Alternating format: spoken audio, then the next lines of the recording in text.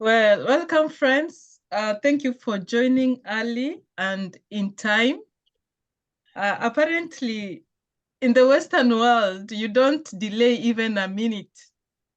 If you go to work and you delay for 2 minutes, it's counted like you didn't go to work. So time management is very, very, very important. We want to thank God because He has blessed us with a guest facilitator who is going to take us through pedagogical approaches in education for sustainable development. But before I introduce the speaker, the facilitator to us, let me mute everyone. I want to request Madam Lucy.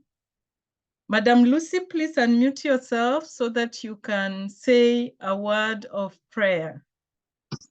Okay, thank you very much. We are going to pray. We thank you, Lord, for this wonderful Sunday that you've enabled us to meet again as a group. Lord, whatever we are going to discuss here, let it be for the benefit of each and every one of us, but mostly for the learners that we are preparing for the challenging world ahead. We call upon you to be with us every step of the way up to the end. Us that are still planning to join, may you guide them. In Jesus' name I pray and believe. Amen. Amen. Thank you very much. For those who've already joined, we are a good number. We can start off. And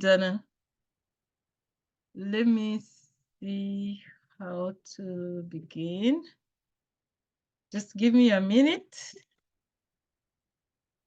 In the meantime, kindly introduce yourself using the chat. Introduce yourself using the chat. Let's see who is in the room.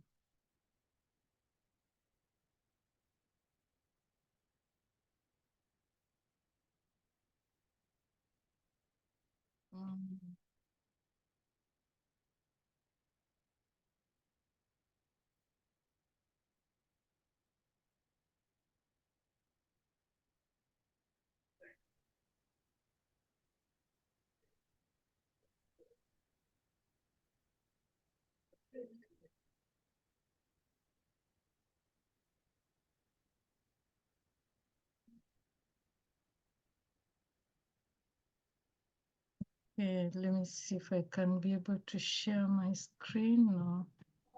Good. Okay, welcome everyone. Today we are going to look at pedagogical approaches in education for sustainable development. And as usual, I just want us to remind ourselves of just a few things, the various mantras that I have been sharing with you. And as we start off, I will want you to go to the chat and register yourself. If you had registered yourself, just edit. Just edit. Let me delete this. No, I didn't want to. Okay.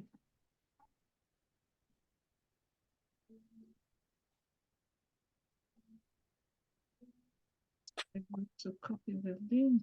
Wait. I will do that with time, no problem.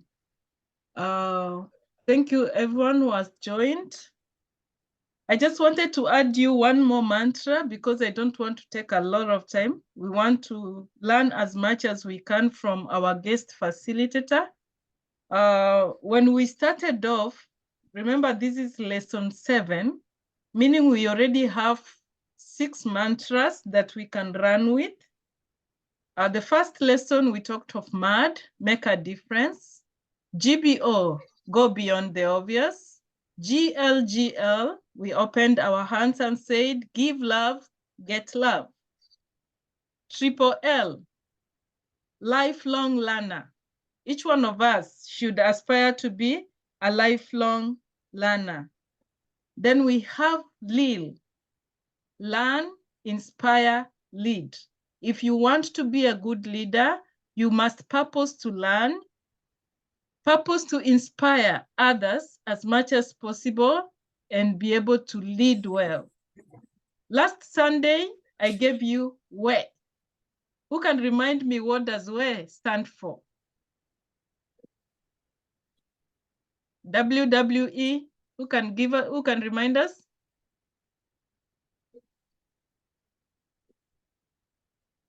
Who remembers? Just unmute yourself. Who remembers? No one.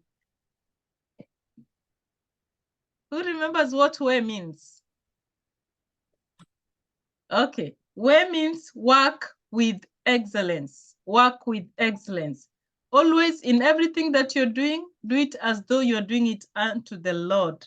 And you can imagine what God wants to see, so you do it well. Work with excellence. So today I will add you FOR, for. Instead of just saying for, just say for. Focus on results. Always in education for sustainable development, our focus is on results, because we want to see at the end of it all, you are not just learning for the sake of it. We want you to learn, appreciate the learning, appreciate the knowledge, and take it down to the hands. Implement what you are learning, and let's have results out of what you have implemented. So don't just stop at, I have done it. Work on it until you see the results. And remember, we are talking about sustainable change, purpose to motivate yourself at all times, motivate others, to purpose to learn, if at all we have to get the change that we are looking for. We usually say that education for sustainable development can transform the world. So our mantra generally in Kenya for education for sustainable development is ESD, transforming the world. So for us to get to that transformation, we have to be motivated to go for it, have a clear direction, who to engage, how to go about it, and always purpose to improve the physical environment by shaping the path.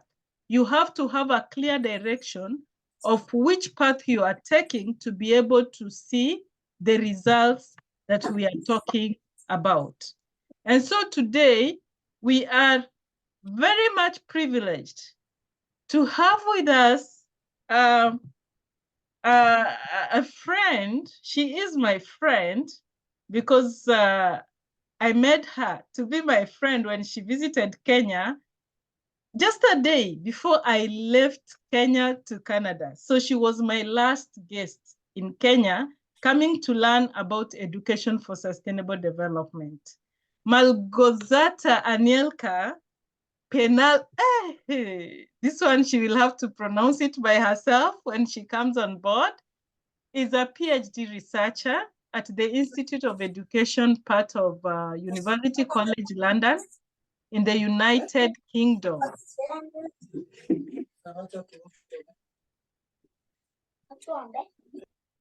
She is doing her doctorate on global citizenship education and education for sustainable development. And she's examining the educational perspectives and concepts from the Kenyan and South African academia and their contributions to international debates. She has been to Kenya twice, in 2014 and last year, learning about the practice of education for sustainable development in universities across the country. That is when I met her. Anielka has been involved in higher education and global education as a practitioner for 13 years, running workshops with teachers, students, and professionals. She's currently a postgraduate teaching assistant at the BA education program. She brings equality, diversity, and inclusion into the football industry via her role as Football Association Leadership Academy mentor and Funds for Diversity Guidance Group. So the lady you are seeing on the screen is a very energetic lady. And when I saw her resume, rather her profile, and talking about football, and I have a boy in the house who wants to be a goat, I mean, I think my son now is in the right hands. Welcome, Anielka. Feel free, take us through everything that you have. Please don't keep anything to yourself. We are here to learn. We have participants from different countries on board. And there are those countries where, as we are talking, it's night. It's deep in the night. So they will definitely find the recording and they'll be able to follow. So we have Kenya. Majority of the participants on board are from Kenya. We have Morocco, we have Ghana, we have Ethiopia. We have, of course, you from the United Kingdom. We have people from Canada. We have friends from Tanzania and Zanzibar. We have a friend from Zambia. And so feel free to engage all of us in the learning process about pedagogical approaches. And friends, remember, Dr. Maina Gyoko touched on pedagogical approaches generally, but now we want to focus on how do we use what we learned in advancing education for sustainable development. Welcome and feel free to walk this journey with us. Thank you so much, Christine, and thank you so much, everyone, for joining this call. I am absolutely privileged, and as much as I will be facilitating this session, I will also be learning from you. As we know, in ESD, it's all about learning together and being on a learning journey. There is not one teacher. Teacher is a student at the same time, and student can be a teacher to the teacher as well. So it's like an approach of learning together and being on a learning journey. So I'll try to share my screen. Hopefully you'll be able to see my slides.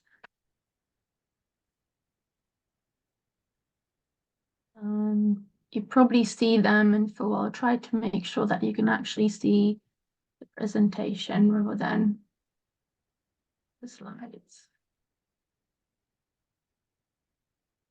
Yeah, we are able to see your screen. Screen, yes, but now I want you to see just the actual slides. Okay. Not like, okay, I think now you're just seeing the one slide, right? Yes. Not yes, all yes. slides. Okay, Yes, perfect. okay.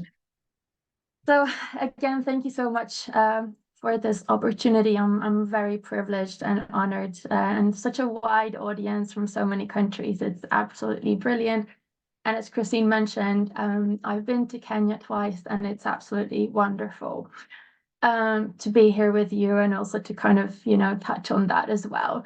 So I'd like us to get to know each other a little bit, and like a little bit of an icebreaker. And the way I'd like to invite you to do that is for everybody to kind of explore the African proverbs together, because I know sometimes that is something that is overseen, especially in the Western academia, the richness and the beauty of the African wisdoms. And I know in Kenya there's a lot of different proverbs, but same as we've got participants from all over the world, I just started with one that I found from Kenya, which is a flea can trouble a lion more than a lion can trouble a flea, and I thought it's actually really interesting.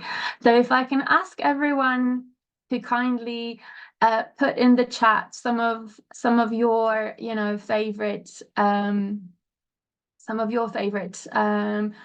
proverbs that you use or that you find really relevant for yourself or even for teaching. So that'd be really helpful if and let's see if we've got similar ones or if there is a variety. And don't worry about getting it right. It's about just sharing and kind of contributing and collaborating.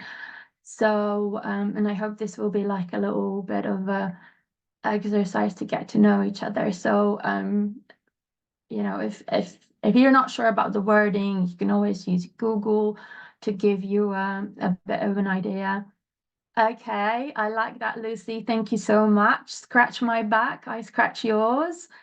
We've got one from Victor. Even the hen sights the dawn, but leaves to the cock to announce the break of the dawn. Okay, thank you for that. We've got the house of the cunning one burns from the tip of the roof. That's from Wayu. Appreciate that. From Mary, we've got if you want to go far with growth, other, but if you want to go fast, you go alone. Yes, exactly. Thank you for that. Don't count your chicks before the eggs are hatched by Sarah. Thank you. And the previous one, also, however hot the seat is, someone must occupy it. Thank you, Felix. Yes, lovely. Coming in quite a lot of ones. Birds of the same feather flock together. Okay, a stitch in time saves nine. I am learning so much from you already. So, like I said, it's so much a journey of wonderful. I really appreciate everyone also participating and sharing. I hope I'll see if I can save the chat, or we can save the chat with Dr. Christine. So so that all that wisdom that you're sharing right now can be part of this, and hopefully my chat is visible also for those of you who will be watching it later online. We've got if you want to see the end, observe the beginning. Very right.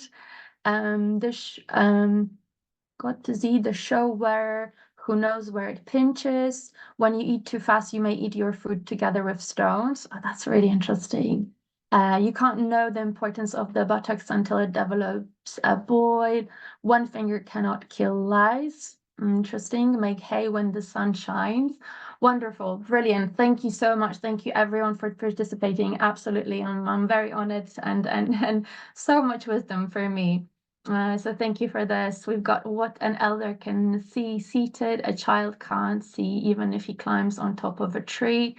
Haraka, haraka, haina baraka, hurry, hurry has no blessings. Yes. Wonderful. Keep coming in. Brilliant. Only the brave won the fairest. One strand cannot make a chain. Jack and Rachel, thank you so much. I'm just really appreciative of everyone's contributions. So I'm going to move on to the next one, but I really appreciate everyone's contributions and everyone's sharing. And like I said, hopefully we can also maybe bring that into the chat and share it with all of you, because this is again bringing the wisdom, and this is also very important in education for sustainable development, to focus on the historical and cultural heritage that we all have, and not be afraid of using it when teaching and learning. Okay, let's go. So I would like to ask you now to have something as a bit of a contract of how we're going to schedule this session together.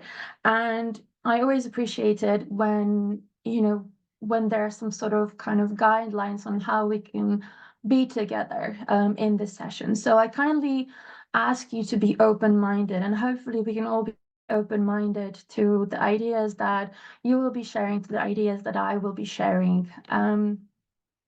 It's about multiple perspectives and also about different lived experiences. So we all come, we might be coming from the same country or the same region or same professions, but our lived experiences may vary. And I kindly ask you to be mindful of these lived experiences and to be open to all of these different perspectives, because all lived experiences matter. And I also encourage you to be actively listening when we listen, but actively. So we're actually engaged. That can help us. And also I ask you for full participation, and you've been participating already. So I hope this will be like that throughout this session. And thank you so much already for being very participative. And hopefully that all will lead us to growth mindset. So hopefully together we will be able to enrich one another, and learn about the pedagogical approaches in ESD. So the way this presentation is structured is I'm going to quickly go with a sort of an historical overview of ESD in an international context, provide some ESD definitions, not a lot because some of those mostly have been covered already, but just a bit of a reminder and just to tell you how I understand ESD. I'm also going to mention ESD in Kenyan competence-based curriculum, something that I was able to learn more on my journey. It was almost last year in March 2023, when I was traveling through different parts of Kenya. And finally, we're going to go into pedagogical approaches to ESD and GCE, because equally global citizenship education is like a sister or a brother educational tradition to ESD, and they very much complement one another. And within that, I'd like to talk about knowledge, values, and skills that are present in ESD, some of the learning and teaching strategies, and these already have been covered.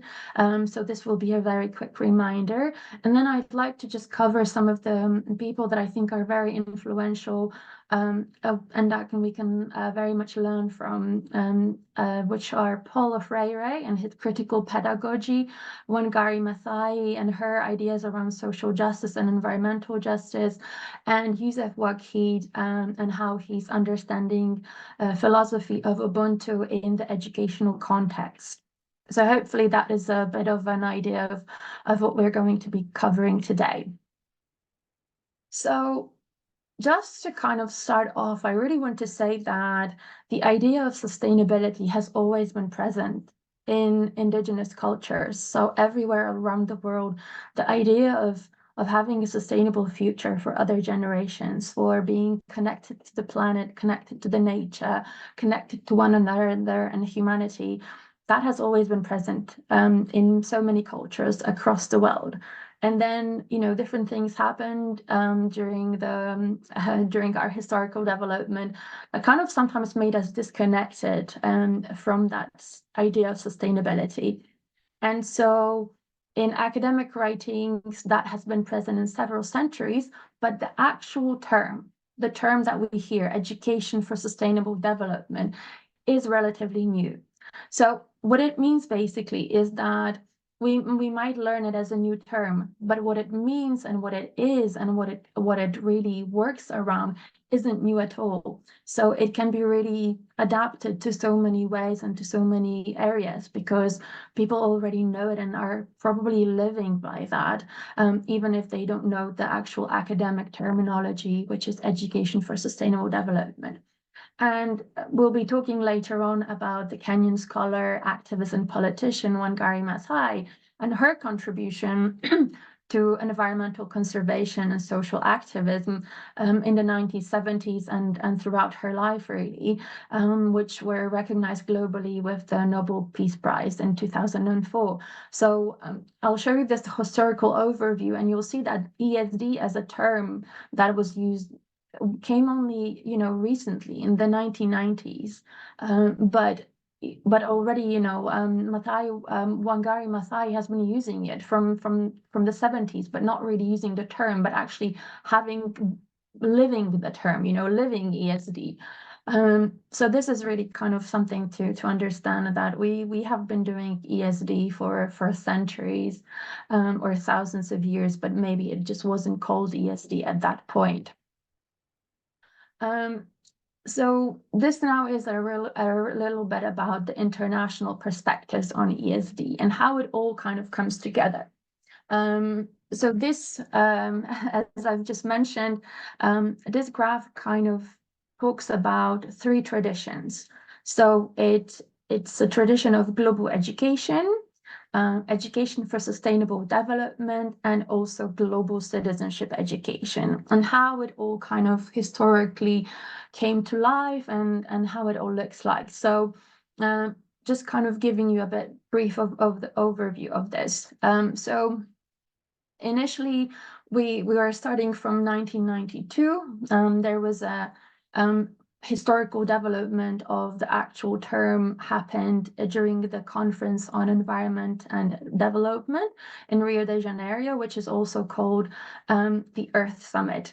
And that is so sustainability and sustainable development as a concept have already been used even earlier on. But the actual terminology of education for sustainable development and what it meant happened, firstly in 1992. So when talking about education for sustainable development, it's but this is just to also kind of flag, this is a framework of UNESCO. So potentially academics in different areas may have already thought about education for sustainable development, but the actual kind of international context of UNESCO happened through that conference in 1992. And so after the conference, people were really excited about education for sustainable development. And UNESCO in 2005 announced a decade of education for sustainable development. So that decade was from 2005 to 2014. So that was when UNESCO really asked different educational professionals, governments, and just everybody to start getting engaged with education for sustainable development. But in the meantime, in 2012, we have Global Education First initiative. So this is a new term that comes around, global education, but the term global education has already been used, for example, in the UK and in different countries in the West for much, much longer. But with UNESCO, it happens around 2012. And that idea was to put every child in school to improve quality of education and also foster global citizenship. Global citizenship happens for the first time, and global citizenship is also mentioned in that kind of policy frame within UNESCO. And finally, as you know, in 2015, the United Nations Sustainable Development Goals, so the 17 goals have been introduced. And that's when, again, global citizenship education and education for sustainable development came together. So just to kind of read out the SDG 4.7. So whenever you have to justify why you're interested in global citizenship education or education for sustainable development, there's always these international policies that you can put forward, and you can say, well, actually, these terms are very much recognized and they are very much encouraged in the international arena. But they're also very much encouraged in the Kenyan context as well, which I will try to say in a second. But SDG 4.7 was talking about ensuring all learners acquire knowledge and skills needed to promote sustainable development. So we've got sustainable development, including, among others, through education for sustainable development and sustainable lifestyles, human rights, gender equality, promotion of a culture of peace and nonviolence, global citizenship. So global citizenship again happens, and appreciation of cultural diversity and of culture's contribution to sustainable development. So as we can see in that final 2015, so many different concepts come together, and we can kind of see how the idea around education for sustainable development links with those other concepts. So what do we understand? How do we understand ESD? ESD, there's so many different concepts and ideas, and so many different people talk about ESD. So I will just provide you with quickly with two definitions. And one of them is from our honorable Dr. Christine from the interview that I had with her recently. And one is from UNESCO, because UNESCO is still a very important reference point to different educational policies, but also education documents and different guidelines that we can learn from. So education for sustainable development empowers everyone to make informed decisions for environmental integrity, economic viability, and a just society for present and future generations, while respecting cultural diversity. And now a definition from Dr. Christine, which I find just, very much translatable from this kind of big concepts into something that we can really grasp and understand. So education for sustainable development enables us to meet our needs today without compromising the ability of the future generation to meet their own needs. It is an education that enables us as adults to manage our lives today, which will allow our children and our grandchildren and our great-grandchildren to manage their lives. It is a way of life, and I think you will know already by the way Christine teaches and the way she lives that it is a way of life. And ESD encompasses the three spheres of sustainability, social, economic, and environmental at once. So I'm really appreciative of that interview. Now I've been talking quite a lot, so I would like to see if we can put you into smaller rooms, into smaller kind of breakout rooms, so you can share your perspectives and your experiences of what how you use ESD, what ESD means to you. Because this is also about learning together, and hopefully me and Christine will be able to join one of these rooms. So is that possible, Christine, for us to do the breakout rooms? Yes, we can.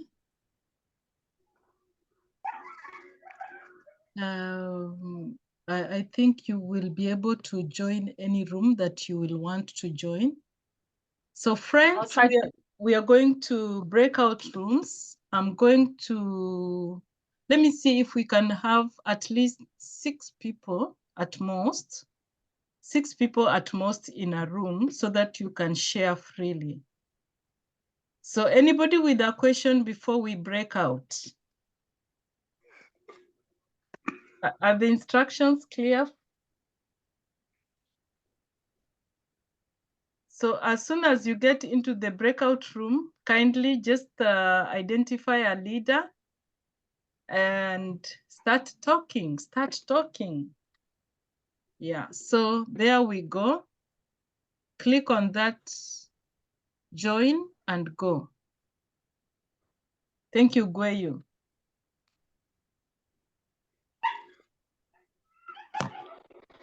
I'll join one room as well. Okay. And see if I can then join another one. Okay.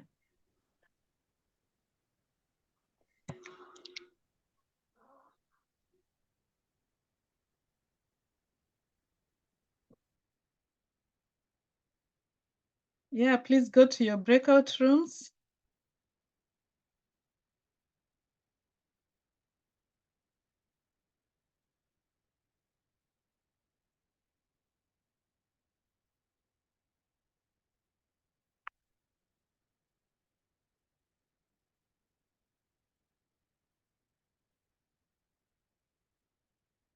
Yeah, please join the breakout rooms. If you remain at the plenary, Let me see if you can continue sharing. Mary, thank you for coming. Please join room 1. Ruth Anyango, please join room 2. Ruth Orieko, please join room 3. Vincent, please join room 4.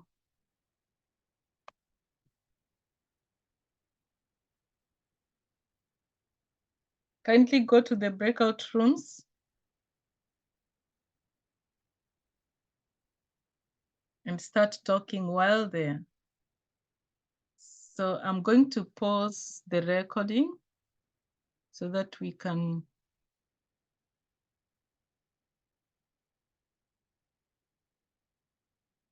Good. Let me see who has not joined the room. Rosemary, please go to room 6.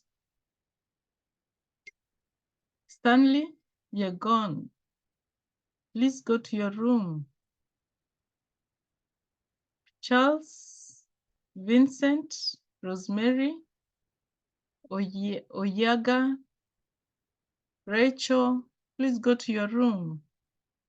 Mr. Ken, go to room 8.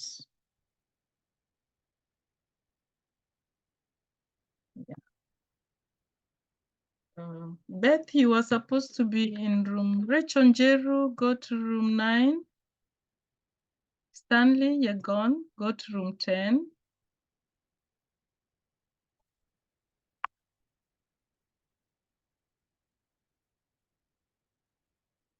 Who has not joined? Janice Omoko, please join room 10. Rachel Njeru, please join room 9. MK Ken, please join room 8.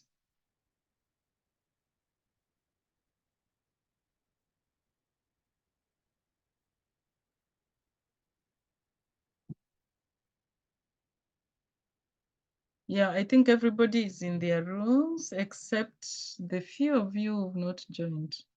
Are you finding it difficult to go to a breakout room? Please let me know. Rachel, Vincent, Stanley, Charles.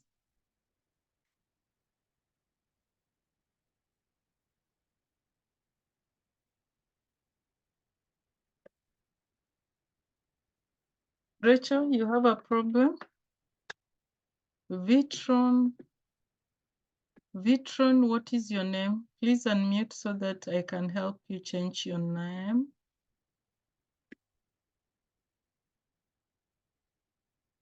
Go to the breakout rooms. Join the rooms. Join the rooms. People have gone to discuss. Rachel, click on that prop that comes on your screen. I'm sending you to room 7. Please click there and go. Right. Yeah. All right. Okay. All right. Who is having a phone, Samsung? Please join room 5. Peter, please join room 3.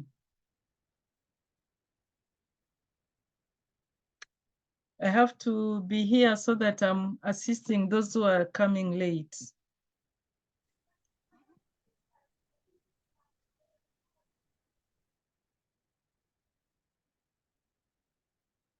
B. Chahilu. Chahilu, please go to room 3. Join room. Well, I'm not getting the button. You're not seeing the button? Yes, where is it? Oh, let me move you to, okay, let me move you to room 1 so that you see the button. Have you seen it?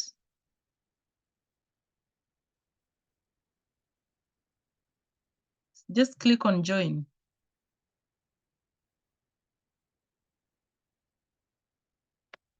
Ah, Ater, Jacqueline, nice to see you. Go to room 7, please. Robert Masinde, go to room 8. Vitron, what is your name so that I can help you change the name?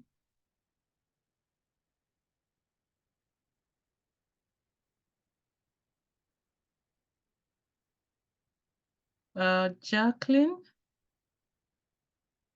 I think you can go to room 10. And while there, please unmute yourself.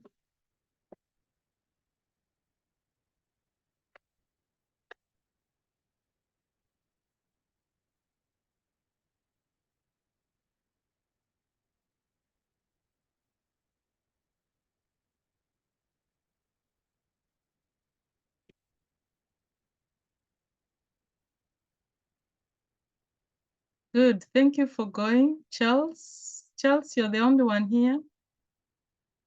You are supposed to be in which room? There is a button on top there. Please join that room. Now let me see your room, Charles. Charles,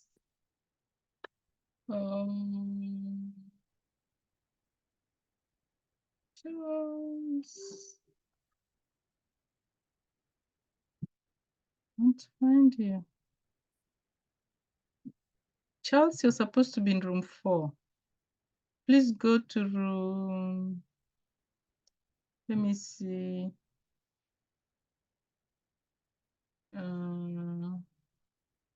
Please go to room 9.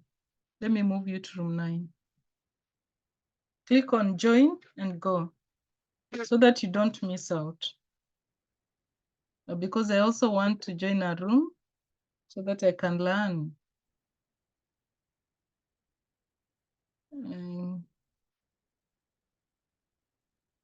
Kennedy Okumu, you've just joined. And I cannot leave this room now. What do you understand about education for sustainable development? How can you define, if you're given the opportunity to define education for sustainable development, how can you define education for sustainable development? Kennedy?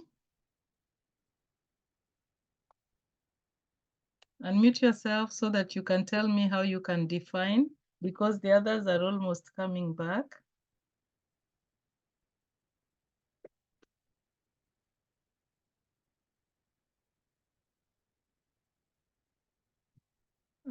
Onduso Lynette. Welcome. How can you define education for sustainable development? Kennedy, unmute yourself.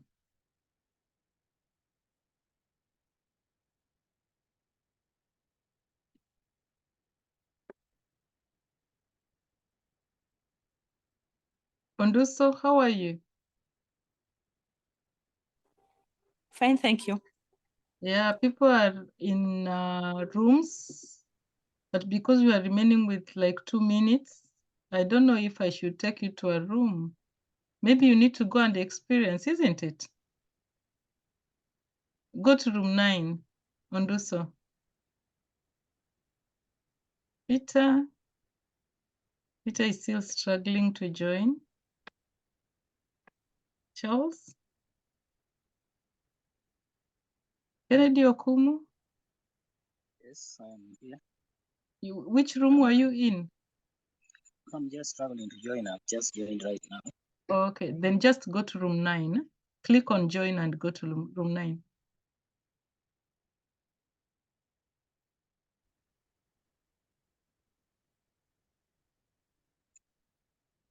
Are you able to go?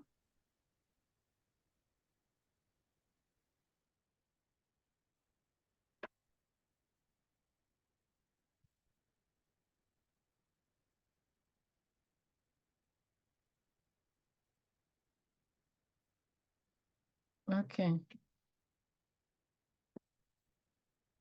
Thank you for Vitron. Vitron, you were supposed to be in one of the rooms. Is that your name or that is a phone's name? Vitron. Charles, you are supposed to be in room 9. Okay. Yeah, were you able to join any room?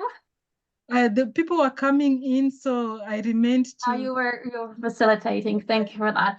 We had some insightful conversations, and so I'm very thankful for everyone in that room. I think people are still slowly joining back to the main room. Yeah. But those who are here, if you want to maybe put in a chat something that you found helpful from this conversation, from the small group, and that can be, you know, one word or one sentence. If you want to share, please feel free to share something that you found helpful. Thank you, Adelfina. ESD is beyond schooling.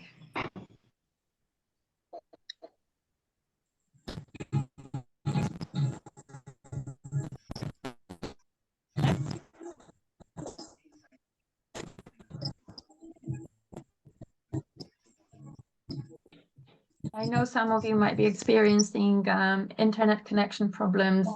I just want to say that in London, there are areas which have a really bad internet connection. So please don't worry if you just want to type. Hopefully that can be helpful. We were just saying that if anyone wants to just mention some of the ideas or the experience or what you learned from your breakout rooms, you can put it in the chat.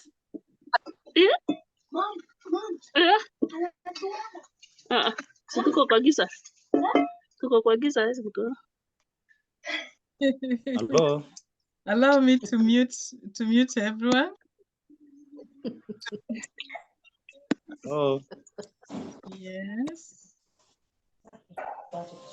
Hello. Let me Lynette, we have integrating ESD in secondary education is a continuous process requiring commitment from educators, students, and the broader community. By implementing these strategies, we can empower young people to be leaders and change makers in building a more sustainable world. Brilliant. Thank you so much for that. And Hello.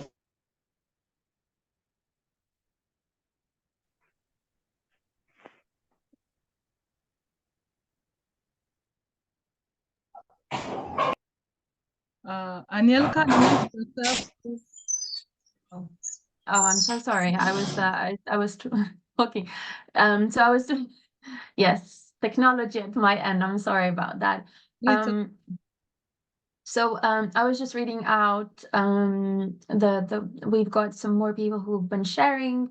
So we've got from Lynette about integrating ESD in secondary education, that it's a continuous process requiring commitment from educators, students, and the broader community.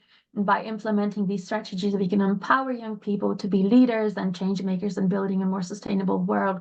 Thank you so much for that. Exactly.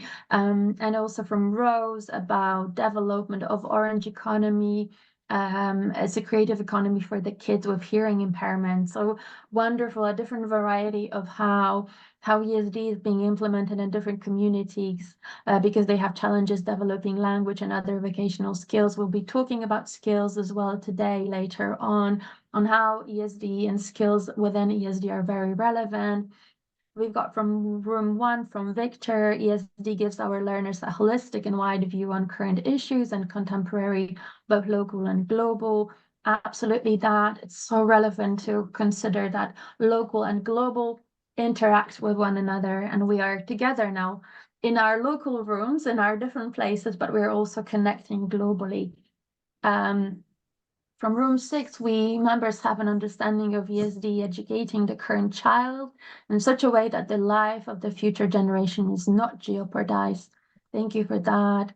And Kennedy, it's education that enables learners to cope with the contemporary changes, making them engaged and empowered. Absolutely, that. Thank you so much. This is so insightful. And Christine will probably, it'd be so good if we can copy all of these insightful knowledges and post them, because everyone's doing so great. We've got also from Fetaru, ESD is an approach to teach that empowers learners to acquire best practice so our actions do not affect the future. Again, building on from the future, but also currently in the practices and empowerment. Really, I'm really loving these responses. I'll go back to sharing my screen so we can move forward, but I really appreciate all of your participation. Okay.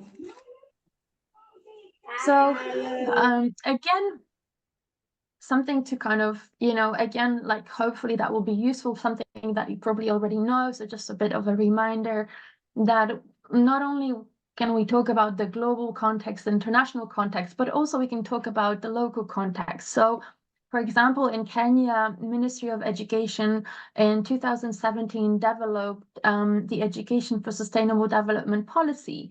And that policy is about guiding the mainstreaming of ESD and global citizenship education in Kenya. So there is actually policy that we can always refer to, if there's any kind of, if you know people who are struggling to implement ESD, maybe in different areas, maybe, there's a bit of like, some obstacles or people don't understand why ESD is relevant, it's also in the national policy. And just wanted to give you two examples from the basic education, from the competence-based curriculum, where sustainable development is actually mentioned. So it's within policy documents. So it's just a way to kind of know that, it's incorporated with national goals of education, and there is also mentioning of sustainable development and environment for sustainability. So these concepts are very much not only global, but they're also local. So about the pedagogical approaches in ESD and GC, so we're finally approaching that point. I just want to say that there isn't a one and only correct pedagogy for ESD, but there is a broad agreement that ESD pedagogy is about learning that is participatory, learner-centered, that is active and experiential. So it's about these pedagogical elements that cover a host of pedagogical approaches. And it's about just knowing that if we use different types of approaches that are then within that frame. So we are using approaches which are participatory, where there is not a teacher-centered but learner-centered, where we are centering the knowledge around the students. When it's active and engaging and experiential, then that is all around ESD, and this is how ESD can be implemented. So again, around, but what does it mean in practice? So I will not be reading this big, long definition, another definition of ESD from UNESCO. This one is from the Bonn Declaration. But this definition has a lot of values within them, and principles and knowledge as well. So just to kind of, I decided that it's easier if we, can't see my slide well, because I used colors, so maybe that's why it's invisible. So maybe let me see. Which one?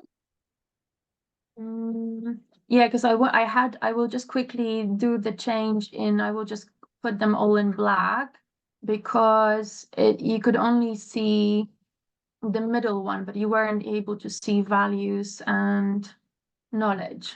So I'm just doing a quick change and making everything. So hopefully now it will be better. So little interruptions. Apologies for that. And now.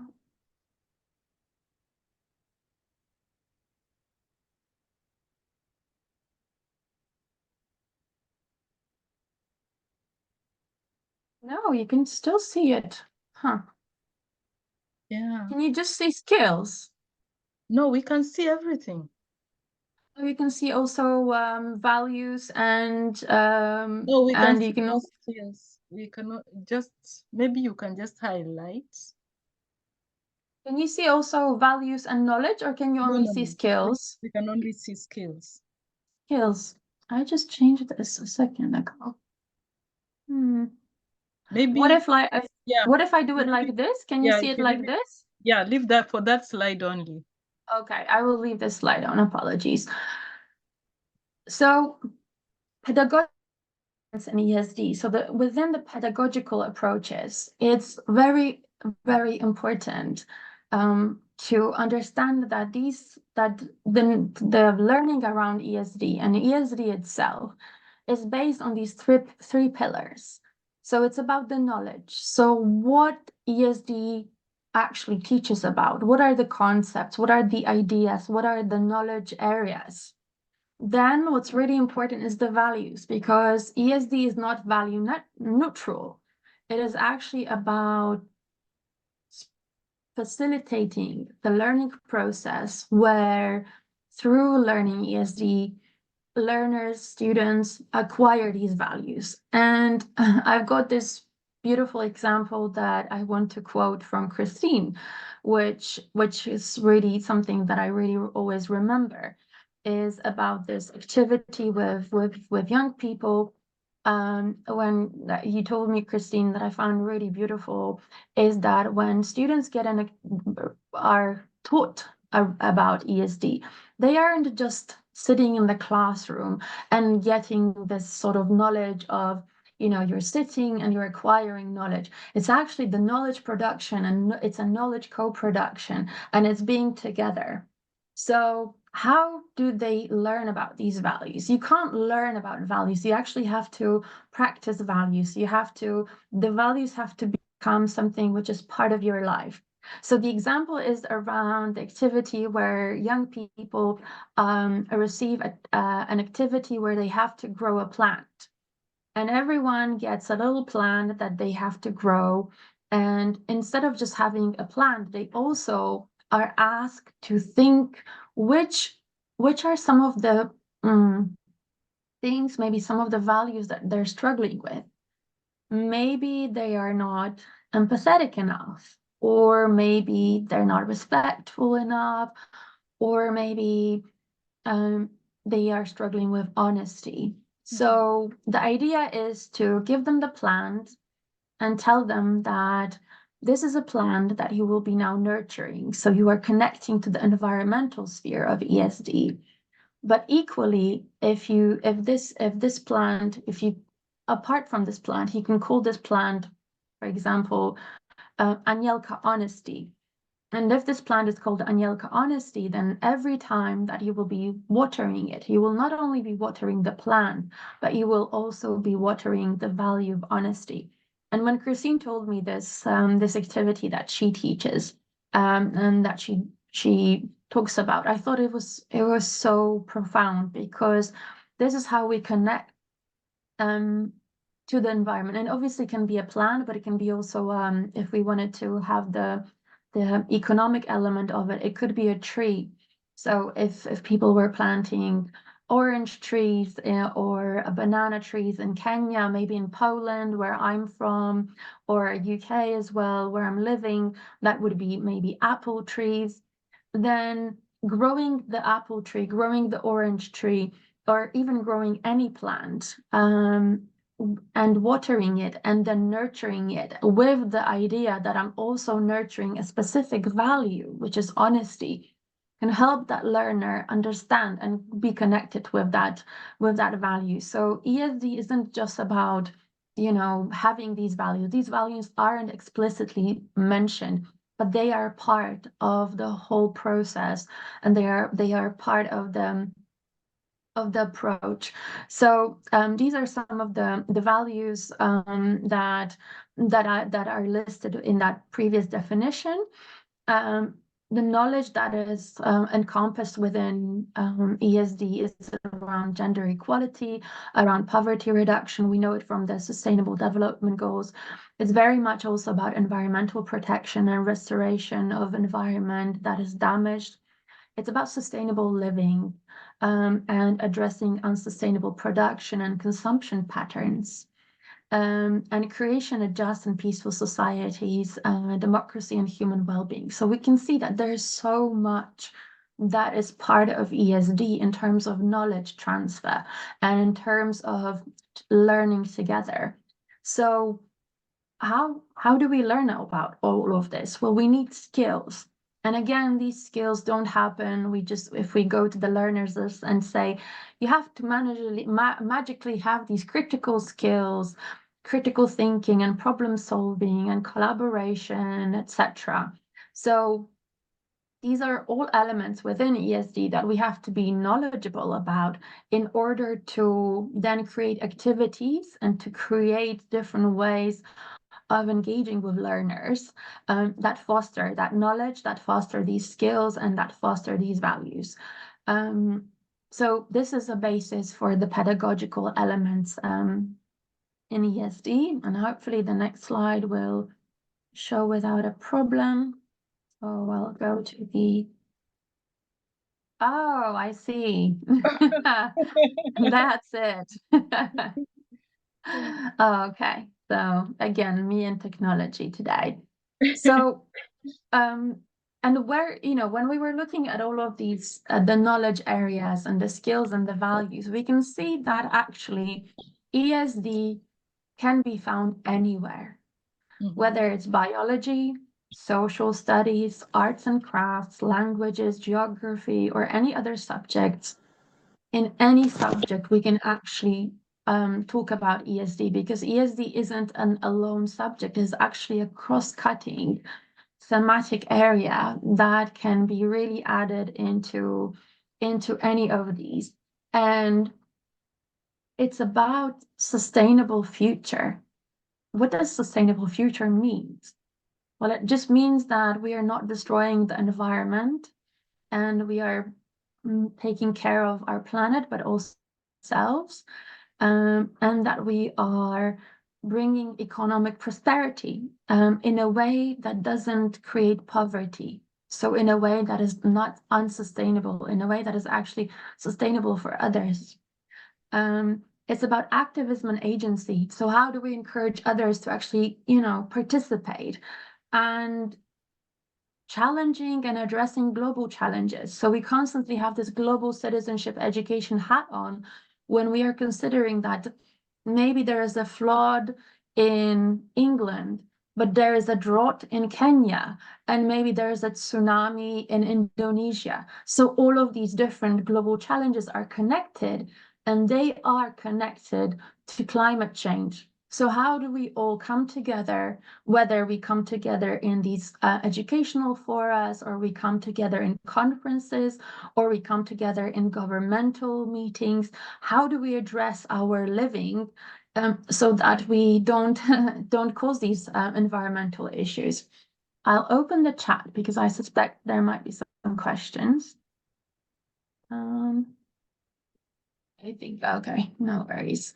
So I would like to ask you now to go to the chat, and maybe if you can share some of the ways that you are teaching ESD in your subjects, or maybe if you're a student, what kind of where have you actually encountered ESD? Because this is so relevant, so for us to learn from one another. So again, I kindly invite you to be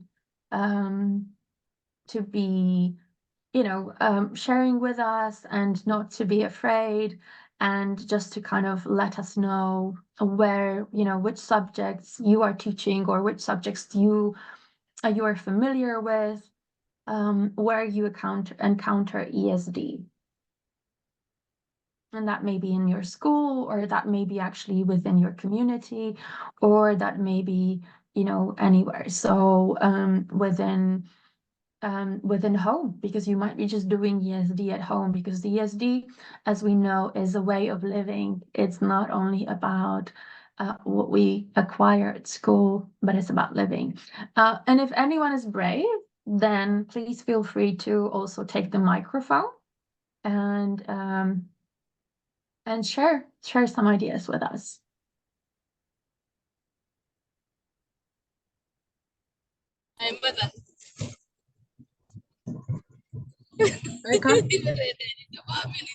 Rebecca Bor.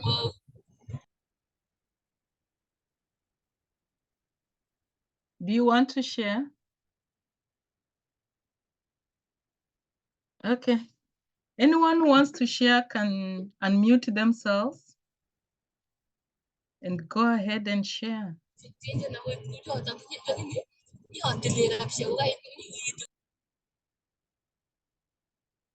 Okay, I think Hello, Rebecca. Daktari. Yes. Good thank evening. you. Good evening. Good evening. Good evening. Welcome. Yeah, thank you. Now, I don't know whether I'm getting our facilitator correctly, but I think she's asking an experience of concerning the ESD related and how maybe I've come to know about all this, isn't it? Yes.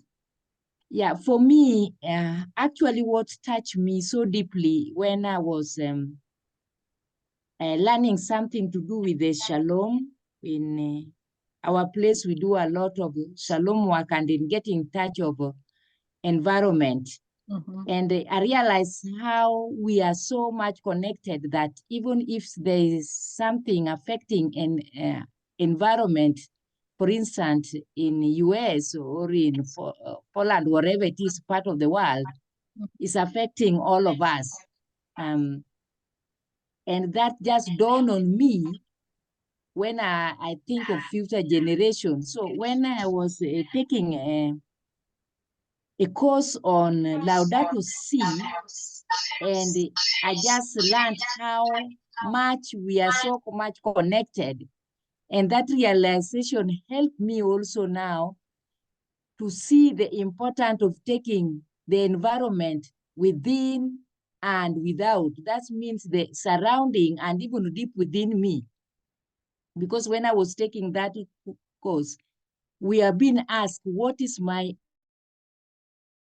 can be of help to care for our common home in order to sustain it.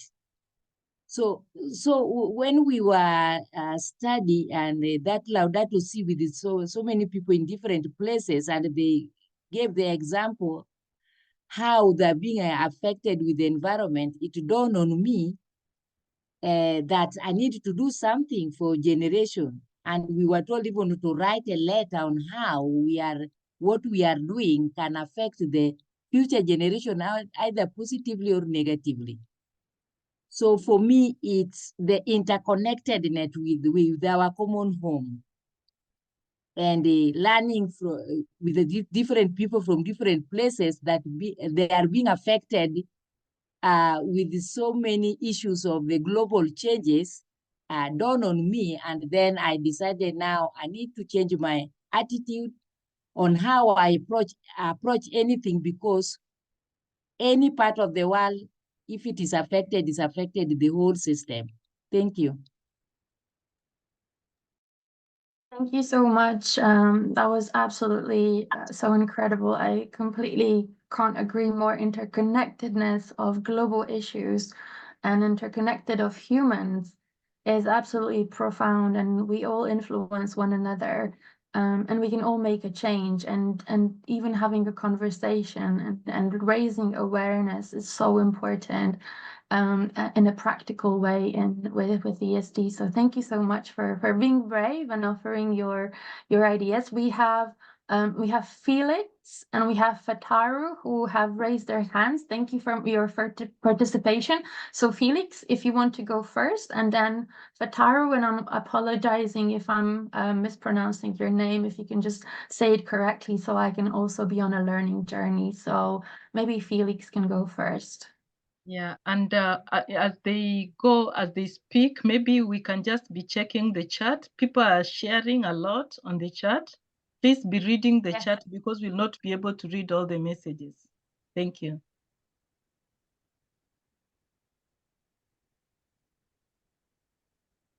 Felix, do you want to unmute yourself?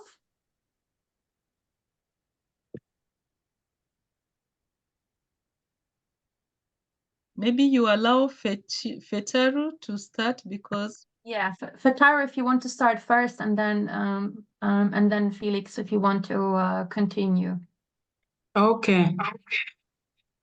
Thank you very much, Doctor, for the opportunity you've given me. I am a Master's of Education student at Aga Khan University, Tanzania. I have appreciated so much this session about sustainable development today.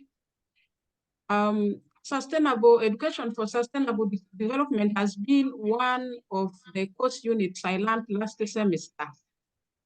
But I've not been teaching it in school yet. But from the lesson I have learned, I think there's a lot to apply in the classroom. And one good thing is our curriculum gives us an opportunity to actually implement sustainable development, to integrate it into our lessons. I'm a teacher of English language, and if I had to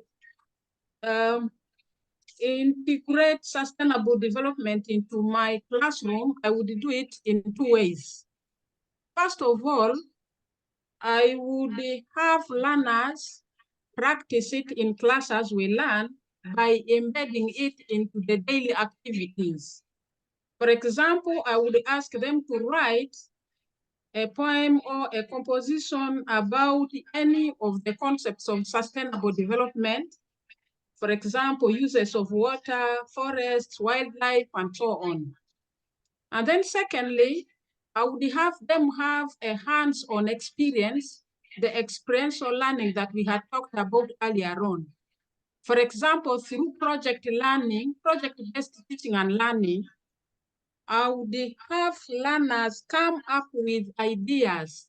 They generate their own ideas about projects that they can do around the school.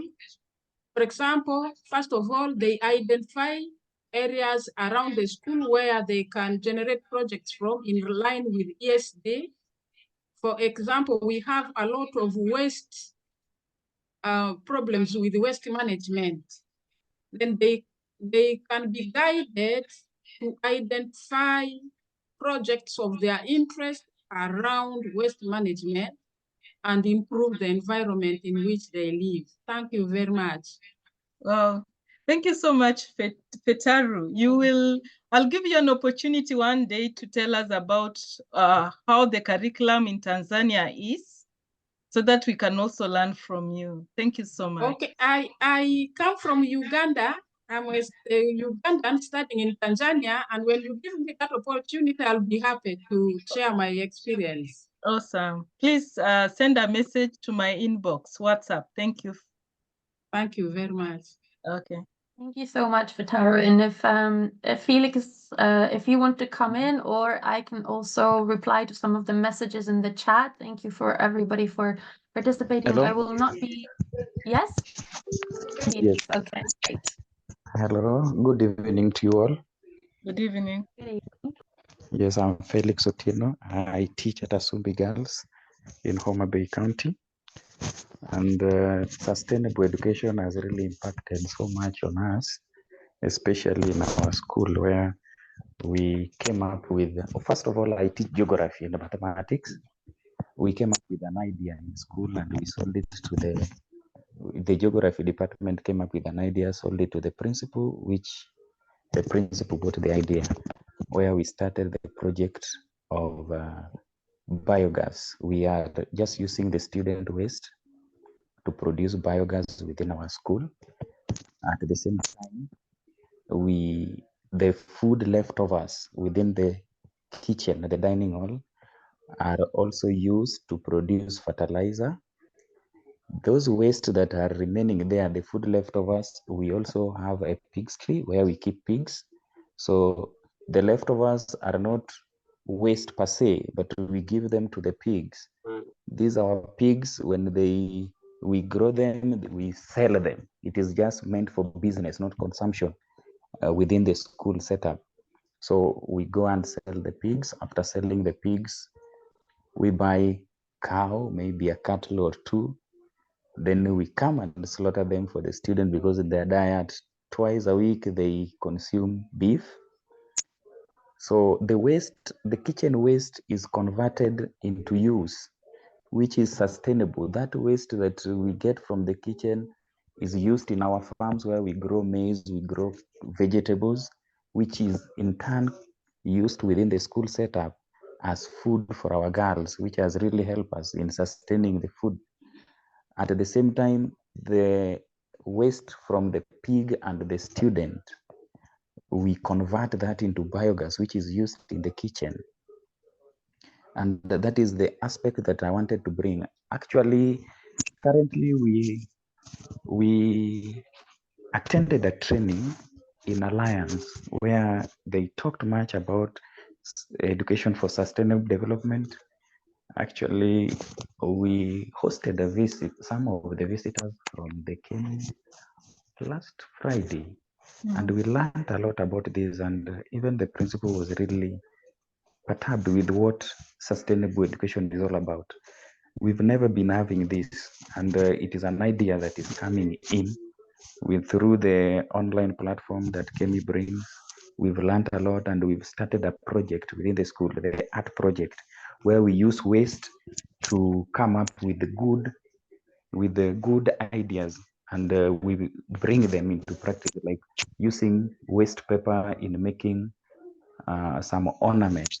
Like we are modeling an African woman, which we talk about the African queen. The message is about African queen, which can be explained so well by the art teacher.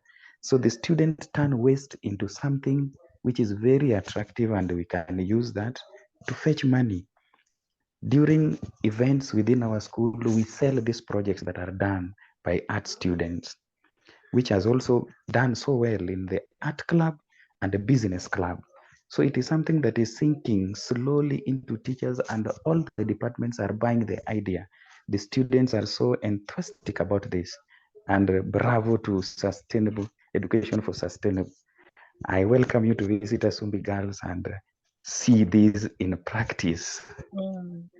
Thank you so much. That is my insight. Awesome. It is so good to me. Awesome. And this goes far as protecting our environment. Thank you. Thank you so much. Thank you, Felix, for sharing. Oh my, that is nice. Yes, thank you so much. That is actually really, really inspiring. And I love it how you've mentioned all of the elements of ESD, so the environmental, the social, and obviously the economic, and how wonderful it is that the school can sustain themselves and that you're able to, be in this production, and learners can learn also about there's opportunities of the cycle of economy through this. So it's absolutely inspiring. And also, the beauty of ESD is about connecting with one another. Someone previously was mentioning interconnectedness, and interconnectedness comes in issues, but it comes in us as human beings. So try to connect with one another, learn from each other, because you are the people who have all the knowledge. We're just facilitating all that learning, but we all are already perfect, and we all have that knowledge. So thank you so much for these voices, for being very brave. I'll just read a couple of things from the chat, just because some people have some questions. And Rose mentioned that agriculture is omitted, and yet it is the backbone for sustainable development and sustainable development education. I completely agree with you. On this slide, it is not a complete slide. I only brought some of the subjects that are taught in the elementary school in Kenya. So, and not even all of them, because maths is not here, even though maths can perfectly fit with ESD as well. This is just really more about giving you a bit of an idea that ESD is not only just for geography or biology, but all of the topics and all of the knowledge elements can be incorporated in any of those areas, including agriculture and including, you know, economics and business studies. Sarah here talked about business studies. And she's doing that in the topic of business and environment, encouraging learners to start a business like poultry farming and using the waste as manure in the farm, which again is so important. It's the practicality, always implementation, always practice within ESD, living ESD and doing ESD. And I think Rose is another person who's also named Rose, asked about sustainable lifestyle and consumption styles. So just very briefly about that. So sustainable lifestyle is, and this is how I'm understanding this. So also I really want you to be mindful that I'm talking from my perspectives, and you might have different perspectives, or you might be hearing about different ideas. So I'm really humble in that way. I don't want to be claiming that I know everything. I'm just coming from my perspective. But sustainable lifestyle is about always reflecting, you know, having that way of reflecting. And me, who is in the West, I have completely stopped or very much reduced buying new clothes. And I'm doing that because buying new clothes perpetuates the cycle of unsustainable consumption. We already have enough clothes in this world. And I think if, you know, everywhere in the world, there are clothes that could clothe every single person, every human being in this world, according to studies, and probably for a number of years. So there's an enormous amount of waste that is produced because we're not sustainable. We constantly want to have a new shirt, a new, you know, a new blouse, a new hoodie, you know, something new, and we constantly are chasing this idea of getting more and more and buying more and more. And so I guess that can be one element of sustainability that we can do in our lives, where we're actually our lifestyle, where we're not buying more. So I'm only going to charity shops, or I sometimes trade with my friends, with my sisters as well. My sister, she's always telling me, why are you wearing these old clothes? And I tell her they look good. If they are, you know, I can redo them, I can repossess them, I can change them. So that's also, you know, the way we kind of think about sustainability. I will not be, you know, reminding you the 7 R's that you probably know very well, but it's about refusing. I refuse to buy. And if I can't sometimes, then I try to, you know, reuse and recycle and just kind of have a better sustainable lifestyle. And that goes also to with things. I try not to buy new mobile phones. I try to see if there are any recycled mobile phones.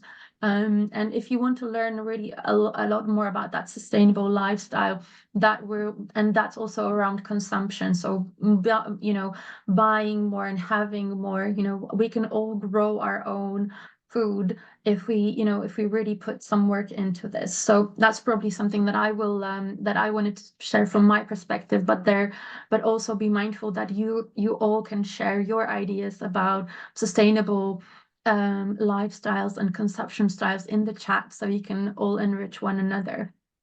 So thanks for this. We've got a lot around teaching agriculture and nutrition, which is fantastic. I completely agree how that is just perfectly fitting with ESD.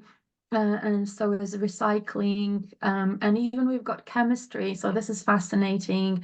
Every strand dealing with industrial chemistry and inorganic chemistry touches on pollution. Again, pollution, and this is environmental sustainability. Fantastic. So you can see that each subject is about, it's also how we create that learning experience. And Jack is mentioning creativity and innovation. So many of you are already implementing ESD in different areas. So that's absolutely wonderful. And thank you so much for sharing all of this. I'll go to the next slide. How do you handle e-waste for environmental sustainability in UK? Yes, that I can just Rose, I can tell you that UK is not really great at managing e-waste.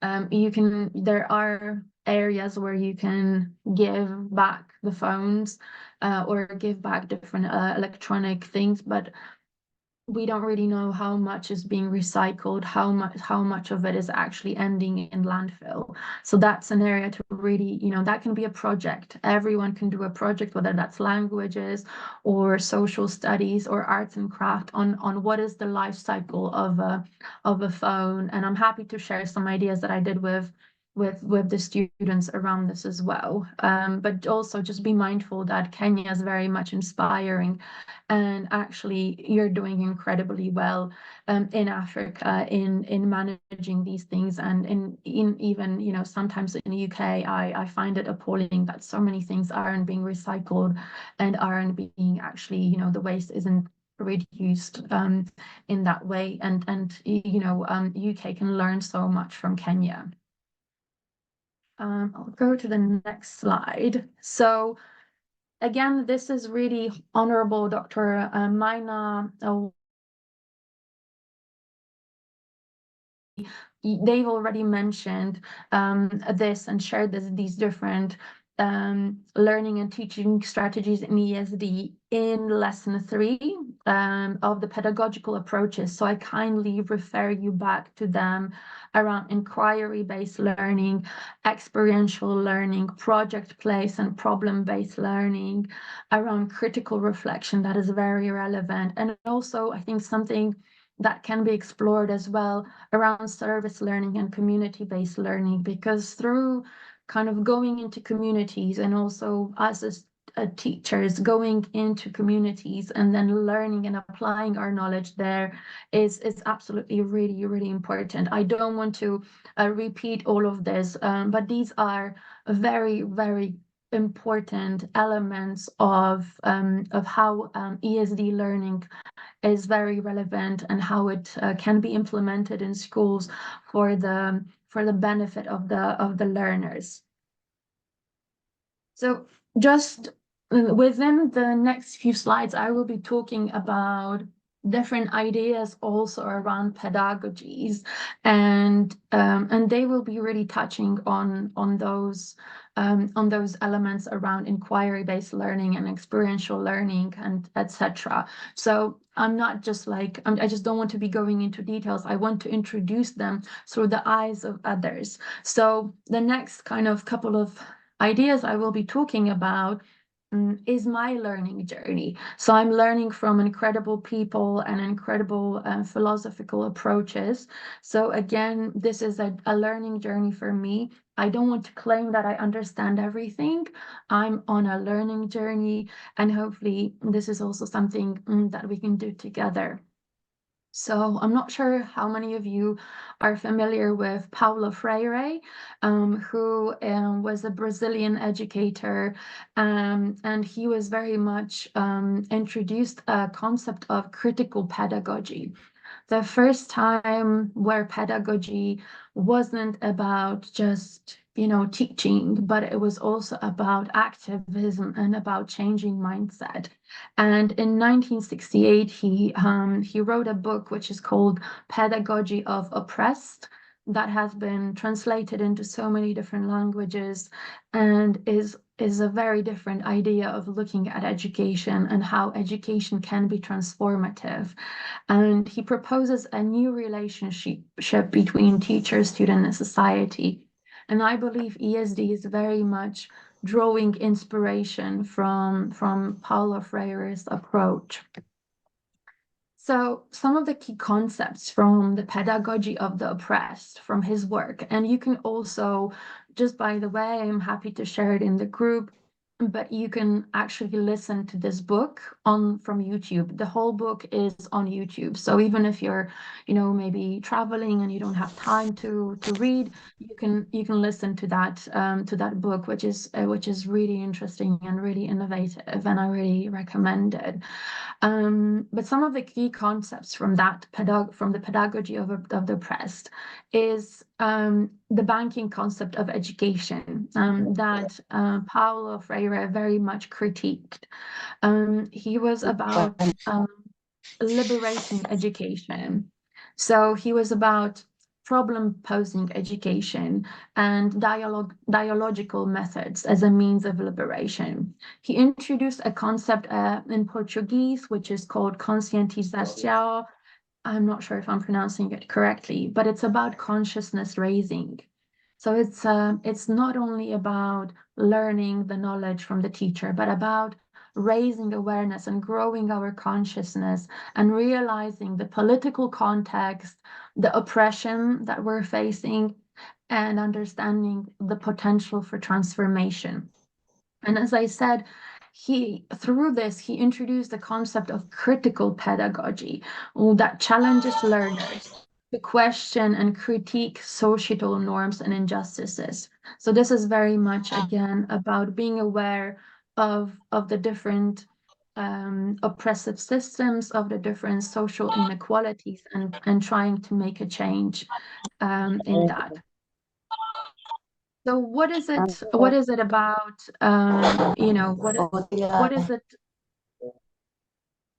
what is it about the banking concept of education? What does it mean? So what Freire was saying, that before that the traditional model of education has treated young people as containers, containers that then are people are depositing knowledge. And it is about a one-way narrative from the teacher, who is seen as the sole source of knowledge, to the students. So there's very much the knowledge production and the kind of the learning process, where, as we see on the picture, we've got a teacher who's standing next to the classroom board, and they're explaining concepts and ideas, and the learners are passively getting and receiving and memorizing and repeating information.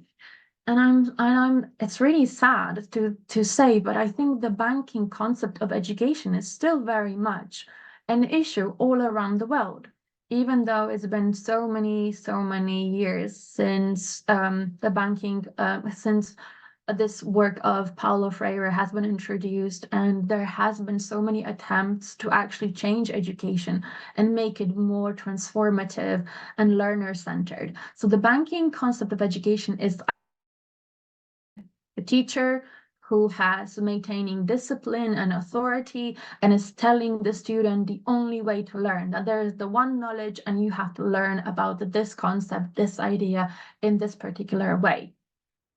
And Freire said that banking education treats students as objects, so not as subjects, not as human beings, but as objects of assistance. And he was very much critiquing this approach of depositing knowledge, of kind of, one-way narrative, and I think the exams and the way things are structured in curricula still very much kind of ask students to memorize and repeat information rather than think.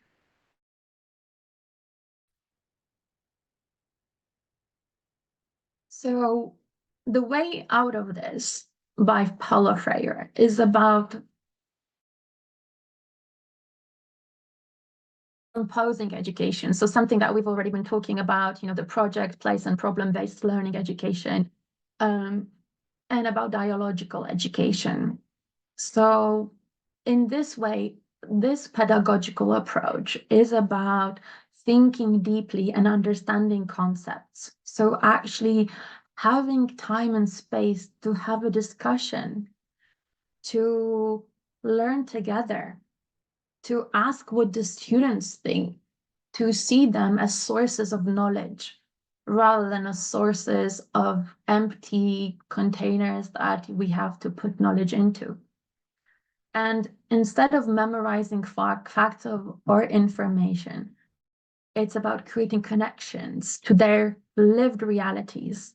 So liberating education is equal to problem-posing education and is equal to dialogical education. So problem-posing education fosters an environment where creativity is valued. So if a student wants to say something, the way they think it, they experience this, and they want to reflect on their realities. So how is that concept relevant to their realities? And I think some of you mentioned it as well already in what you've been saying, but also in what you've been writing. That is so relevant to actually come to the realities.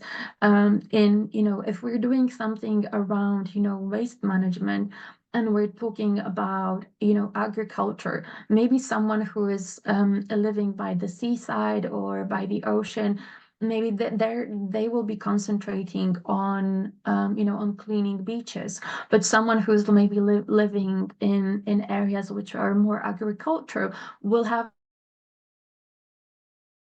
doing things more with agriculture. So we have to really always be talking about those realities. Some people who are living in the cities might not have the space to actually grow things, so how can then they be taught about ESD? Maybe there can be little communal gardens within a school. So we also have to always contextualize things and think about realities and engage in critical thinking. So students should always be encouraged within that idea to question what knowledge is being given to them, to actually ask questions. And it's about us facilitators and teachers and those who actually talk about different concepts to be open to that, to not be taking it personally, to not be seeing, to also be not afraid to say, you know what, I will check that for you. I'm not really sure, because that encourages that open, process of learning together. We don't always have to know everything. We can check and we can learn from one another. So this approach transforms this traditional role of teachers and students through dialogue and making the learning process a shared journey of discovery rather than one-way transfer of knowledge. So it's about, students who are teachers for the teacher, and teachers who are also becoming students and learning from the students, learning from their lived experiences. And this is an active process where knowledge is not absorbed, but is a tool of action and transformation in their real world. Because students who are, given that empowering setup, students who are being believed in, and students who are giving projects where they can do things creatively, whether that is participating in different activities, whether that's art, whether that's waste management, maybe that's things like I think Felix mentioned about creating I think it was gas. So it's so many ways when students are doing something active and also hands. Something that Christine was always reminds us about is the head. So it's the concepts we have to learn, but it's also the heart where we understand that and accept that, and we feel that we are accepted. And then it's the 3H concepts is also the hands. So how do we get involved with our hands, and how do we change our environments? And then finally, conscientization, which is consciousness raising, is about critical awareness. So this is about being aware of social and political context. Paulo Freire was considered himself as a radical. He considered himself as someone who wants a revolution. that we have to change these systems because the systems are very oppressive. Now, he was living in Brazil, and at that time, he also had to emigrate from Brazil because he wasn't welcomed by his own government. And he recognized that there is a ruling class and people who have a lot of money and who are able to, you know, participate in so many different opportunities. And there are different people who are being oppressed, who aren't able to have agency, and, you know, who are constantly just, you know, trying to live, but they aren't really able to change their environments.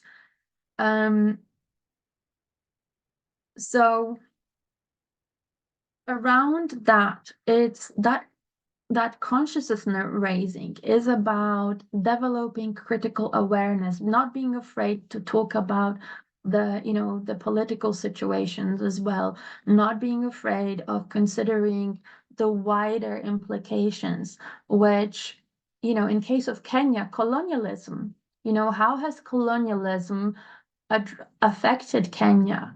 There's a lot of people talk about, you know, corruption. When people talk about corruption, I really want you to know that there's a lot of corruption in the UK. So please be mindful that corruption is something that happens all around the world, that this is not just in one country, that it is happening in also many different places around the world. And if you have someone who is participating in corruption, what is the critical thing? The critical thing is someone has to be corrupting someone.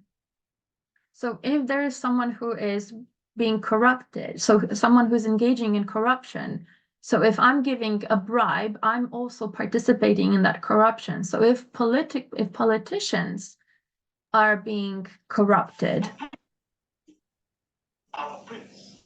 and then you have to consider who's corrupting them, who's giving them the money to be corrupted.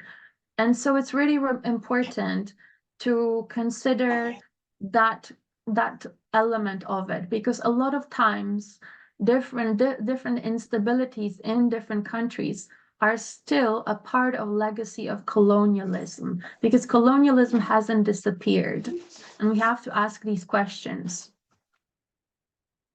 I can see in chat that people are saying that the audio is on and off. Can you hear me, Christine? Is it happening for you as well? No, I can hear you very clearly, Anielka. You can hear me very clear. Okay. So hopefully if in any way I was missing something, I apologize. I can confirm in the UK there's also sometimes pretty bad reception. So internet connectivity happens. There are trouble all around the world. But thank you. I'm glad that for others it's clear. And so consciousness is about, you know, recognizing the mechanisms of oppression and fostering a sense of agency and responsibility towards social change.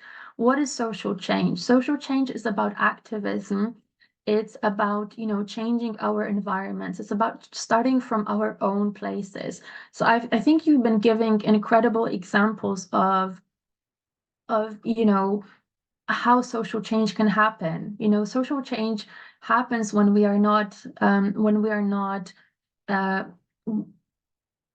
you know, making our environment that damaged so much, you know. So we are collecting, you know, little things, collecting rubbish, recycling is already important way of social change. But how do we talk about it? The way we talk about it is we connect it to all of these different things, and we also empower students to maybe write letters to the politicians. We're not afraid of that. We're not afraid to encourage them to engage in political process. That's what Paulo Freire was saying.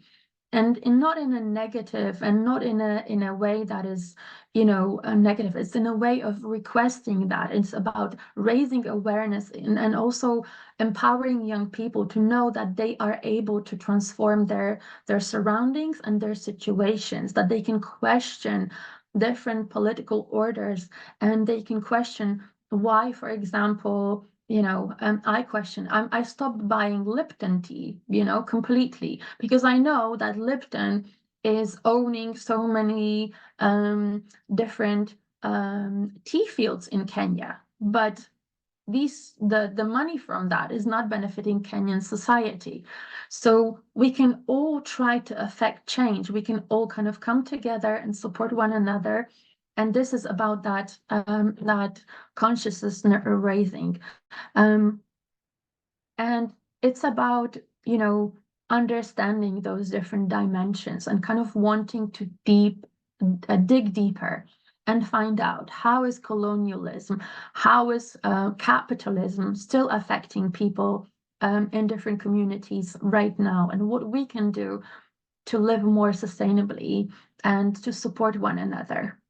So hopefully that is clear, but if not, I'm also very happy to support any other questions that may have. We will have a moment for Q&A as well. So hopefully write them, put them on a piece of paper or somewhere so we can come back to them.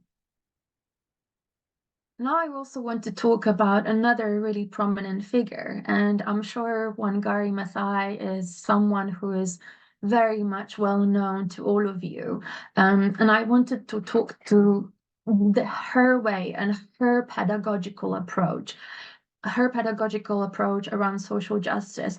And the reason why I'm just, talking about these different people is about, encouraging you to also look in your roots, look into your environments, look at people that are inspiring in Kenya, because there's so much inspiration in Kenya and Africa. And there is this tendency to only glorify everything that is happening in the West and in Europe, in the global North, and there is, not enough focus on all the wonderful things that are happening in this side of the world.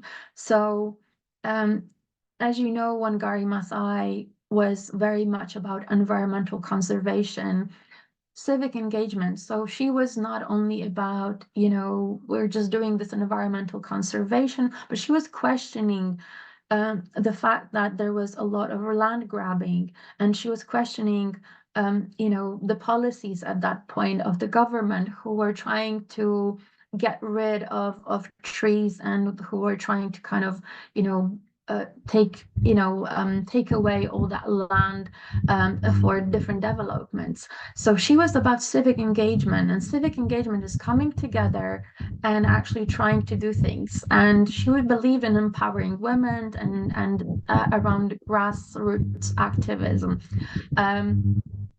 And obviously that was about interconnectedness and of environment and human well-being.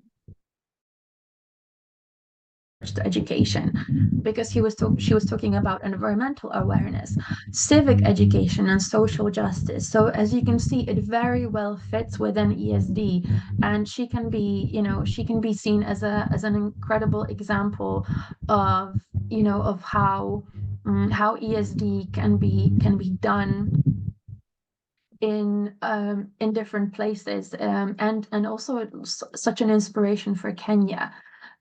So really definitely recommend engaging with her work.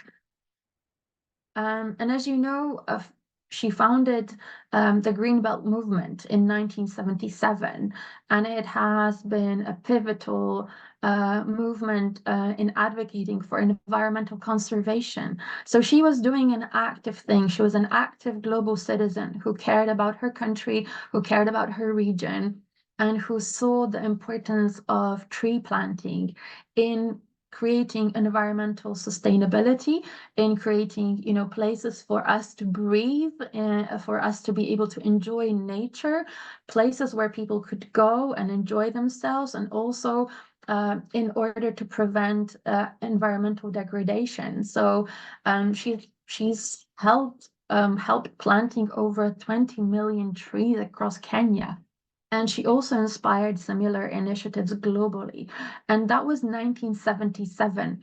So just, kind of going back to Paulo Freire, I can consider Wangari Maathai's movement as a part of critical pedagogy as well, because in a way she was trying to address these different issues, and she was bringing that consciousness, what raising, and she was giving the people she was working with that opportunity to get engaged and not be only negative about the situation that they're facing, but coming together in a movement and creating the Green Belt movement, which is still a very much a prominent movement, as you know. So I'm absolutely inspired by her work, and this is something which is incredible. And I think it's a really, and again, it's 1977, and as you know from what I was telling today, education for sustainable development as a term was introduced in 1992.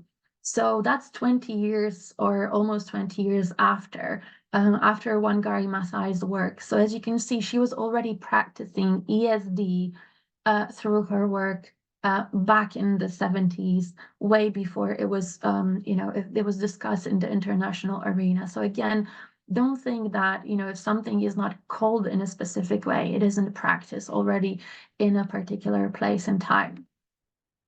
And finally, I wanted to talk about learning from African philosophies, and I wanted to talk about Ubuntu. And as a Westerner, as someone who comes from Poland, from Europe, I don't want to be talking about Ubuntu in a way of claiming that I know Ubuntu. For me, Ubuntu is a learning adventure, a learning journey. And this is what I'm learning from all the incredible thinkers who are talking about Ubuntu.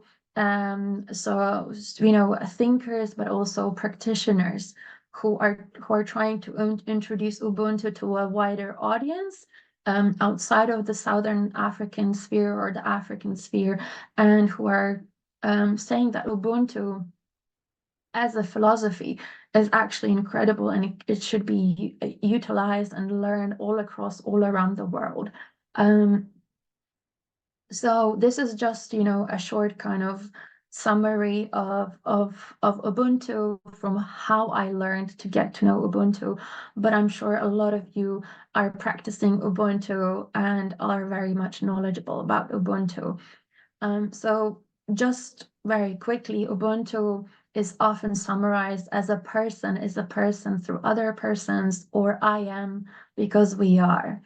And it represents values such as generosity, hospitality, sharing, compassion, respect. So as you see, hopefully you can see these links to ESD as well as coming together, the values that are important. And it's according to Nussbaum, it is the capacity in African culture to express compassion, reciprocity, dignity, harmony, and humanity in the interest of building and maintaining community. So Ubuntu is so relevant in the context of maintaining a community and creating a better world for the next generations. And the way I understand Ubuntu is that it just is such a full encompassing philosophy that it cannot be just put into one word or reduced. However, it's often translated as humanness, humanity, or human interconnectedness. Again, we're talking about interconnectedness of different spheres and of different human beings. So again, really, really relevant. And some of the people that I thought might be interested in kind of learning a little bit more about how Ubuntu is being translated into education and into pedagogical approach are from two South African scholars, so Youssef Waghid and Judith Terblanche, and they are specifically talking about global citizenship education. But as I already mentioned, global citizenship education and education for sustainable development are like sisters or brothers, so they are very close to one another. So these are two citations from their papers, from their articles, in how they are using the spirit of Ubuntu, the ideas that are behind the philosophy of Ubuntu, to encourage students. So they're saying that by provoking students towards imaginative action and a renewed consciousness of possibility, they will learn to acknowledge humanity in themselves and in others. So this is about, creating specific environments where students can use their imagination and they can learn to acknowledge humanity in themselves and others. And through that, if we acknowledge humanity in ourselves and in others, then that creates values of empathy and solidarity, because we're no longer just looking at ourselves, we're looking at others. And we know that everything that happens to that other person is also affecting me. So if we connect Ubuntu in that way, if we talk about Ubuntu, and if we discuss what Ubuntu means and how it can be practiced, these values again will be coming up. And what Joaquin and Terre Blanche are also saying is that global citizenship education infused with pedagogy that creates a belonging to a community offers the opportunity for restorative justice, that is deliberate action towards eradicating poverty and structural inequality. So again, this is about, if we care about another person, if we are embodying, if we are actually living with the values of Ubuntu, then we're not going to be just, walking on the street and not caring about someone who might require some support. We will not be only selfish and egocentric. We will also be considering how our actions are affecting other people. And that can be understood within the learning environment, when there might be some bullying between students, but it might be also about considering the situations of people within the communities who might have learning difficulties. This is about being accepting and being inclusive towards learners that might require more support because maybe they have immobility issues, or they have learning difficulties, or they are neurodivergent. So they're on a spectrum of autism and require a different approach. So this Ubuntu in that way is very relevant in our teaching practice, and is very relevant in how we approach another human being, because if we approach them with love, with care, with compassion, then that leads us to making a change, because we don't want the person to suffer, we don't want them to be oppressed. And through that, we can mobilize and change the environment as well. So as you see here, we've got an outcome. We've got values of social justice, shared responsibility, and action to address local and global challenges. So hopefully that's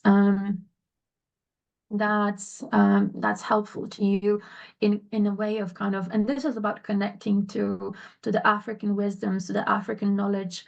This is about seeing the beauty and the value of all of the African ways of living and traditions and knowledge systems.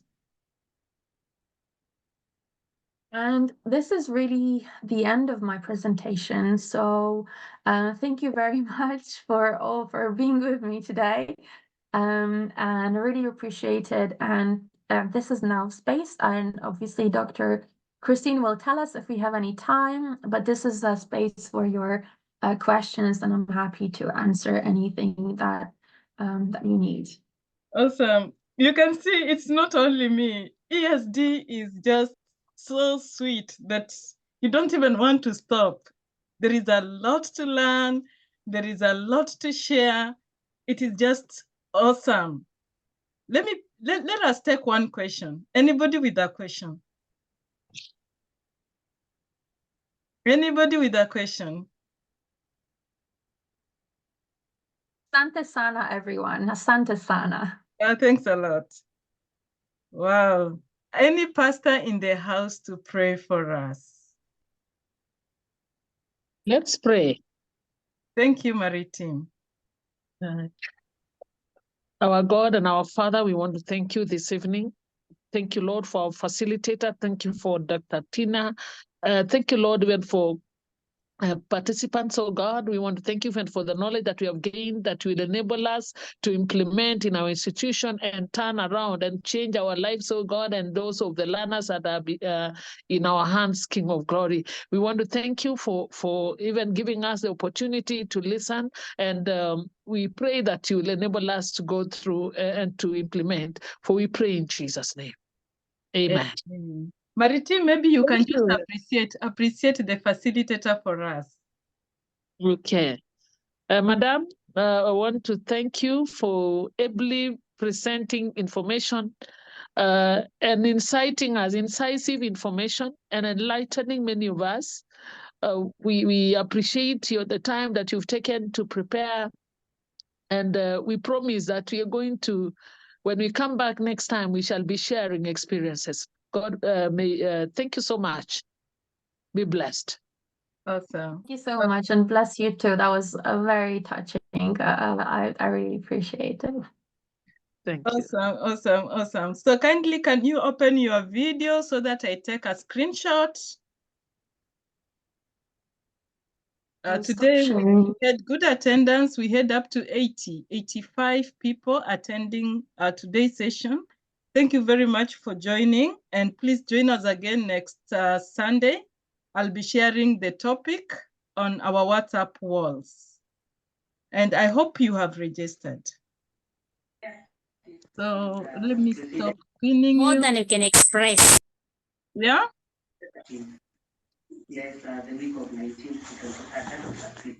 Okay, you can unmute and just say hi. Allow me to stop recording.